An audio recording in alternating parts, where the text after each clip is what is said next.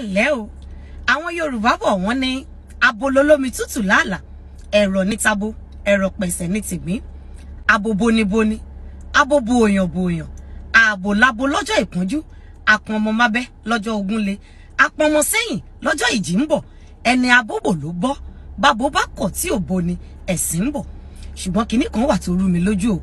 abo ni olódì àkọ́kọ́ fún abo ẹlẹgbẹ́ rẹ̀ obìnrin ni ọ̀tá obìnrin abo a máa ṣe ìlara abo tó bá ní adé orí gidi wọ́n á sì tún máa pẹ̀gàn ẹni tí ò ní rárá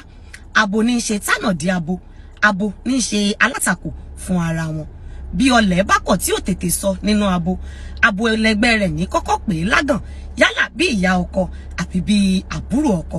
abo a máa gba ọkọ lọ́wọ́ abo wọ́n á sì tún máa gba ìsọ̀ lọ́wọ́ ara wọn abo ní máa ṣe lára abo wọ́n á tún máa sọ̀rọ̀ ara wọn lẹ́yìn pẹ̀lú àwọn abo ẹlẹgbẹ́ wọn ṣùgbọ́n agbára púpọ̀ ń bẹ lọ́wọ́ abo eléyìí tí a fi lè fi ní ipa rere láwùjọ ìyẹn bí ẹdìyẹ funfun wa bá lè mọ ara rẹ̀ lágbà nítorí pé Yorùbá bọ̀ wọ́n ní àpọ́nlé ò sí fún ọba tí kò ní olórí eléyìí tó túmọ̀ sí wípé